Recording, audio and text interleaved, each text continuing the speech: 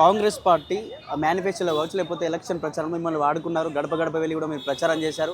Congress party వస్తే మాకు ఉద్యోగాలు వస్తాయి, యువత మొత్తం కూడా దీనికి సంబంధించి ఉద్యోగాలకు రాబోతూ ఉన్నారు, నిరుద్యోగం మొత్తం తగ్గిపోతుందని చెప్పేసి భావించి పెద్ద ఎత్తున తీసుకొచ్చి వచ్చిన తర్వాత మంత్రులు ఎమ్మెల్యే రకరకాల కొందరు 20,000 ఉద్యోగాలు ఇటువంటి మాటలు మాట్లాడుతూ ఉంటే అసలు ఏం జరుగుతుంది అసలు తెలంగాణలో? అసలు ఏం జరుగుతుందో అర్థమైతలేదు సార్. ఒక మంత్రి వచ్చి 70,000 అంటాడు, ఒక మంత్రి వచ్చి 80,000 అంటాడు, ఆ సీఎం గారేమో 67,000 అంటారు. అసలు ఏం అర్థమైతలేదు సార్. నిరుద్యోగుల జీవితాలతో ఆడుకుంటున్నారు అసలు. ఫస్ట్ మన ఓటేసేటప్పుడేమో మేనిఫెస్టోలో 2 లక్షల ఉద్యోగాలని చెప్పిండు. ఈ ఎస్ఐపిసి ఉద్యోగాలు 19,000 ఖాళీలు ఉన్నాయని చెప్పినప్పుడు నోటిఫికేషన్ 19,000కి రిలీజ్ చేయాలి కదా. లేకపోతే 5,000 ఉన్నాయి, 5,000 వేస్తున్నా అంటే ఓకే మేము కూడా అడ్జస్ట్ అయ్యే వాళ్ళమేమో. కానీ 20,000 ఉద్యోగాలు ఉన్నాయని చెప్పి నువ్వు 5,000 ఉద్యోగాలు వేస్తే ఎవరికి కావాలి సార్ ఆ ముష్టి? సార్ మేము కాంగ్రెస్ వస్తే మార్పు వస్తానని ఓటేసినాం. నిరుద్యోగులందరం కలిసి ఓటేస్తేనే గెలిచిండు.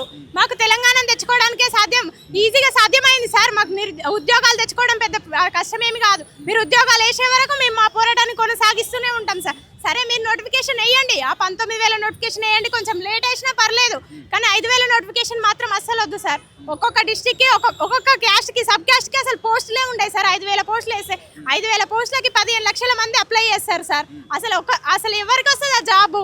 2022 నుంచి ఇప్పటి వరకు ప్రిపరేషన్లో కంటిన్యూ ఉన్నారు. నోటిఫికేషన్ వేస్తాడు కాంగ్రెస్ వస్తుంది అని. శ్రీధర్ బాబు లాంటి కొందరు మంత్రులు మాట్లాడుతూ అందరికీ జాబ్స్ గవర్నమెంట్ జాబ్స్ ఇవ్వాలంటే ఇవ్వలేం కదా, కొన్ని ప్రైవేట్ కూడా చేసుకోండి ఏమవుతుందని చెప్పి కొన్ని మాటలు మాట్లాడి ఎట్లా చూస్తారు? సరే అదైనా సరే సార్, ప్రైవేట్ జాబ్ అయినా సరే స్కిల్స్ నేర్పియండి, స్కిల్ సెంటర్స్ పెట్టండి, అందులో నేర్పియండి. మా పేద విద్యార్థులకు స్కిల్స్ నేర్పించి పంపించేసేయండి సార్, మేము వెళ్తాం. అట్లయినా ఓకే.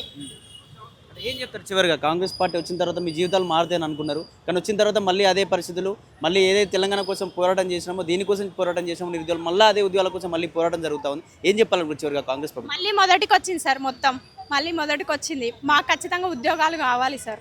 మాకు నోటిఫికేషన్ రిలీజ్ చేయాలి, 20,000 తోటి నోటిఫికేషన్ రిలీజ్ చేయాలి, 36 ఏజ్ పెంచాలి, అంతే సార్ మాకు కావాల్సింది.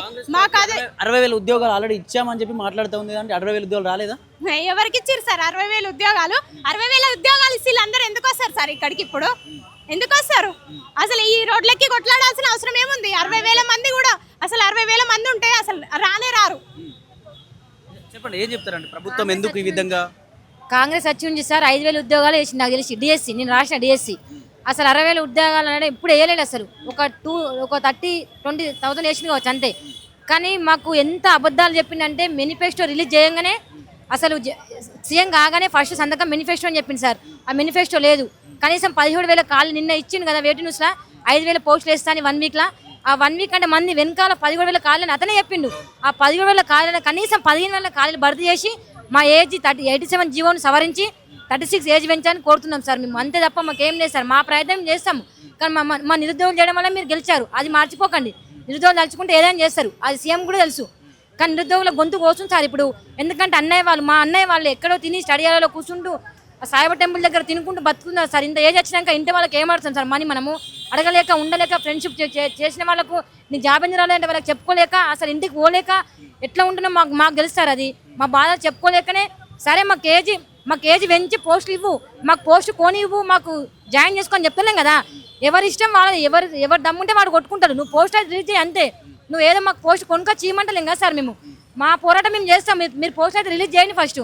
ఆ 20,000 పోస్టులు కాకపోయినా కనీసం 15,000 16,000 పోస్టులు రిలీజ్ చేసి 36 సంవత్సరాలు ఏజ్ పెంచాలని కోరుతున్నాం సార్. మేము రేవంత్ రెడ్డి గారు ప్రతి ఇక్కడ బహిరంగ సభలు ఉన్న పార్టీ మీటింగ్ ఉన్న ఎక్కడైనా చెప్పేటువంటి విషయం ఏంటంటే 60,000 ఉద్యోగాలు ఇచ్చాం, దేశంలోనే నెంబర్ 1, మేము 60,000 ఉద్యోగాలు ఇచ్చిన దాంట్లో మేమే నెంబర్ 1, ఎవరు కూడా అన్ని ఉద్యోగాలు ఇవ్వలేదు, నిరుద్యోగులు సంబరాలు చేసుకోవాలి కానీ పార్టీల పక్షాన పోయి పార్టీలకు కొమ్ము కాసి ఈ విధంగా మీరు రెచ్చగొట్టదు మమ్మల్ని అని చెప్పి రకరకాలుగా మాట్లాడుతూ ఉన్నాడు. అర్థం కాలేదు సార్. నిరుద్యోగులను ఇతర పార్టీలు రెచ్చగొట్టి ఈ విధంగా అనిపిస్తారు. అసలు ఎవరు కూడా అంతా పేడ్ ఆర్టిస్ట్ నిరుద్యోగులు కావాలని రకరకాలుగా మాటలు వినిపిస్తాం. పార్టీల పరంగా అయితే మేము పార్టీలను తీసుకునే వేయడం సార్. మేము పార్టీల పరంగా కాదు. మేము కాకపోతే పార్టీల పరంగా పోయేదారు ఇంకా వెరైటీ ఉంటుంది. అది పార్టీల పరంగా ఎందుకు సార్? పార్టీల పరంగా ఎందుకు పోతాం? మీరే చెప్పారు కదా మీరు కాంగ్రెస్ వస్తే మార్పు వస్తారని మా అమ్మ నాన్నకు చెప్పి మేము ఓటేపించినాం. సో మీరు మేనిఫెస్టో రాగానే విడుదల చేస్తాను, జాబ్ క్యాలెండర్ అని అది లేదు, మేనిఫెస్టో మీరు సంతకం చేసిన అది లేదు, ఏది లేదు. కనీసం ఉన్న కాలనే భర్తీ చేసి మాకు ఏజ్ పెంచితే మేము మా బాధ మేము పడతాం కదా సార్. మేము ఏ పార్టీ తరపున రావట్లేదు సార్. మా జెన్యున్గా వస్తున్నాము, మేము జెన్యున్నే పోరాడుతున్నాం. ఇప్పుడు కాళ్ళు ఉన్నాయి కాబట్టి అడుగుతున్నాం. ప్రతి ఇయర్కు సార్ నోటిఫికేషన్ వేసిన ప్రతిసారి బ్యాక్లాగ్ పోస్టులు 2,000 మిగులుతాయి. ఆ మిగిలిన పోస్టులతో 20,000 అయినాయి. ఇప్పుడు ఆ 20,000 కనీసం మాకు 16,000 వేసి 36 ఏజ్ పెంచాలని విన్నపం చేస్తున్నాం సార్ ప్రభుత్వానికి. ప్రభుత్వం ఆల్రెడీ ఇప్పటికీ 60,000 ఉద్యోగాలు ఇచ్చినాం, ఇంకా కొన్ని ఇస్తాం, ఇంకా టైం ఉంది కదా కొంచెం ఇస్తామని చెప్పి ప్రభుత్వం చెప్తాం. 60,000 అది అబద్ధం సార్. 60,000 ఉద్యోగాలు ఎక్కడ వెళ్ళి, కాకపోతే కేసీఆర్ వేసిన ఉద్యోగాలు ఈయన భర్తీ చేసిన అంతే. ఆయన భర్తీ చేసిన ఉద్యోగాలను ఈయన సర్టిఫికేట్లు ఇచ్చి పంపించేసిన అంతే. కానీ ఈయన మాత్రం కాంగ్రెస్ వచ్చి నుంచి 5,000 ఉద్యోగాలు తప్ప ఏవి కూడా వేయలేదు సార్. కాకపోతే ఇంకా వేరే డిపార్ట్మెంట్లలో అన్ని కలిసి ఒక 30,000 వేసినచ్చు, కానీ ఒక ఆయన 70,000 అంటాడు, ఒక మంత్రి ఒక ఆయన 80,000 అంటాడు, ఒక 90,000 అంటాడు. అవన్నీ అబద్ధాలు సార్. మాకు నేను తెలిసిన మాత్రం నిన్నే రాసి సార్ డిఎస్సి, మేమే కదా రాసి ఎగ్జామ్, వాళ్ళు రాయరు కదా. డిఎస్సి మాత్రం 5,000 కంటే ఎక్కేయలేడు సార్. ఇంకా వేరే ఉద్యోగాలు కలిసి ఒక 30-20 వేసినచ్చు, కానీ అంతకంటే వేయలేడు సార్. కాకపోతే అన్ని అబద్ధాలు. ఇప్పటికైనా మా బాధను అర్థం చేసుకొని మా నిరుద్యోగుల గొంతు కోయకుండా ఆ 20,000 కాకపోయినా కనీసం 16,000 ఉద్యోగాలు రిలీజ్ చేసి 36,000 ఏజ్ పెంచాలని మేము విజ్ఞప్తి చేస్తున్నాం సార్ ప్రభుత్వానికి. బీజేపీ గారికి ఏం తెలియజేయడానికి వచ్చారు ఇక్కడికి? మేము ఒకటే సార్, మేనిఫెస్టో మీరు విడుదల చేస్తామని మీరే చెప్పారు. ఆ మేనిఫెస్టో పరంగా కాకపోయినా మా ఖాళీలో ఉన్న ఉద్యోగాలు భర్తీ చేసి 36 ఏజ్ ఇచ్చి మా ప్రభుత్వానికి మేము ఇదే విజ్ఞప్తి చేయడానికి ఇక్కడికి వచ్చినాం సార్. ఏ పార్టీతో మాకు సంబంధం లేదు సార్. మీరేమో పెద్ద ఎత్తున ఉద్యోగాల కోసం పోరాటం చేస్తూనే ఉన్నారు, కానీ ఇక్కడ మినిస్టర్స్ కావచ్చు, కొందరు ఎమ్మెల్యేలు ఏం మాట్లాడుతూ ఉన్నారంటే ప్రైవేట్గా చూసుకోవచ్చు కదా, ఇంకా ఎన్నంటే గవర్నమెంట్ జాబ్స్ ఇస్తాం మేము, కొంచెం ప్రైవేట్గా కూడా చేసుకోండి, స్కిల్స్ నేర్చుకుని రకరకాలుగా మాట్లాడుతున్నటువంటి మాటలు చూస్తాం. ఏం చెప్తారు నిజం? సార్ ప్రైవేట్గా చూసుకోండి అని అంటే మేము చిన్నప్పటి నుంచి మాకంటూ ఒక కాకి షర్ట్ కావాలి, మాకంటూ ఒక ప్యాషన్ ఉన్నది, దాన్ని మేము నెరవేర్చుకోవాలని కోరుకుంటున్నాం. ఆయన ఇది చూసుకోమని కదా, అది చూసుకోమని కదా, మాకు ఇష్టం ఉండదు. మాకు ఇష్టం ఉన్నదే కదా మేము అడుగుతున్నది, అక్కడ ఖాళీలు ఉన్నాయే కదా మేము అడుగుతున్నది. లేనిది మా కోసం సృష్టించండి, మాకు 20,000 పోస్టులు సృష్టించండి, 30,000 పోస్టులు సృష్టించండి అని అడుగుతలేం. అక్కడ ఉన్నాయే మాకు వేయండి అని అంటాను. ఆ ఉన్న వాటిలోనే మేము కొట్టుకుంటాం, మా గోల్ని నెరవేర్చుకుంటాం.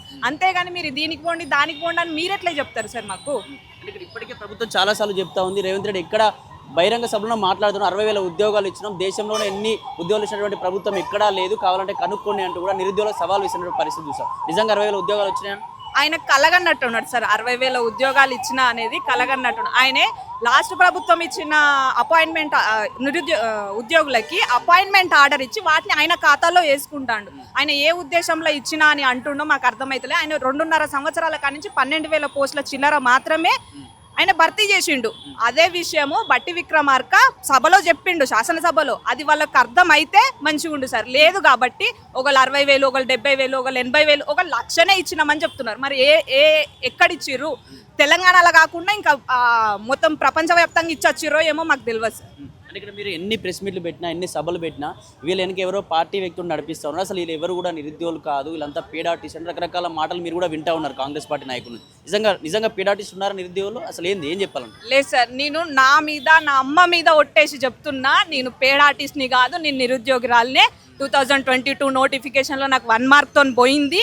ఇప్పుడు నేను నోటిఫికేషన్ వస్తుందన్న ఆశతోని నేను కాంగ్రెస్ పార్టీకి ఓటేయించిన. కానీ ఇప్పుడు కాంగ్రెస్ని నమ్ముకొని నన్ను నట్టేట్లా ముంచిండు అనేది అర్థమవుతుంది. ఇంకా నెక్స్ట్ ఎలక్షన్స్లో చూపిద్దాం మా నిరుద్యోగుల వైఖరి ఏందో, అప్పుడు అర్థమవుతుంది అనేది. డీజీపీ ఆఫీస్ దగ్గర ఏం తెలియజేయడానికి వచ్చారు డీజీపీ గారికి మీరు? సార్ ఈయనకి మేము వినతి పత్రం ఇవ్వాలని వచ్చినాము. ఆయన కూడా చెప్పిండ్రు 19,000 ఖాళీలు ఉన్నాయి, ఇయర్లీ 2,000 రిటైర్మెంట్ అవుతారు, అవి మీకు పోస్టులు వస్తూనే ఉంటాయి అని చెప్పిండ్రు. కానీ ఇప్పుడేమో ఆయన కూడా 5,000 ఫిల్ చేస్తామని చెప్తున్నారు. అందుకోసమే మా బాధ ఏందనేది కొంచెం తెలియజేద్దామని వచ్చింది.